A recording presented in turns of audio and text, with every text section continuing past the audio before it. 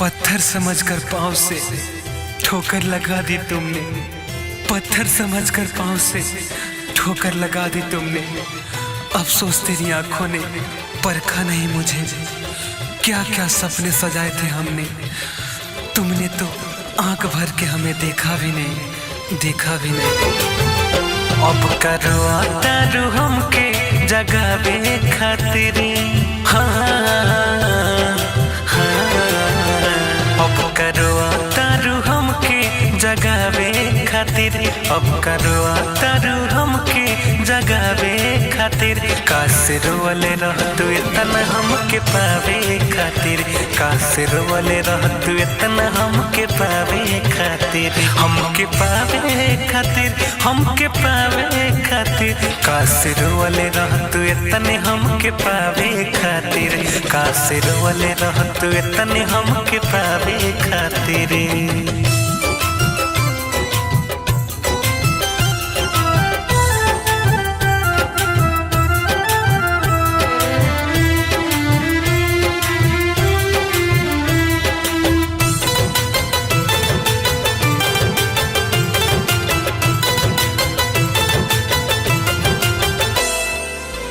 जियते जी कदर नहीं कैल मोरा प्यार के, तोहर खुशी के खातिर छोड़ा लिसान सार के।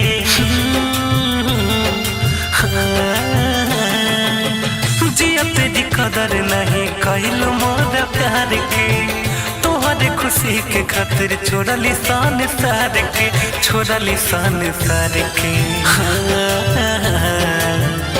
प्यारे इतने दिन के लिखल रहे तकदीर, प्यारे इतने दिन के लिखल रहे तकदीर। अब करवाता रू हमके जगावे खातिर, अब करवाता रू हमके जगावे खातिर।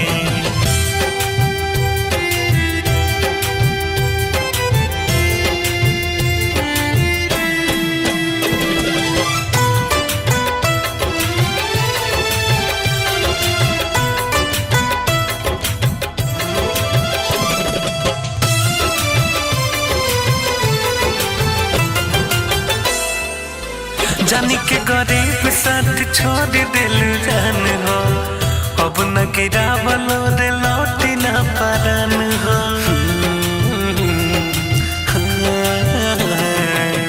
जानी के गरीब साथ छोड़ दिल जान हो, अब न गिरावलो रे लौटी न पारन हो, लौटी न पारन हो।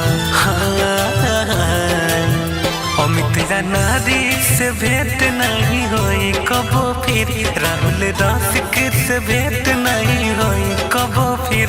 अब करवाता रू हमके जगावे खातिर, अब करवाता रू हमके जगावे खातिर।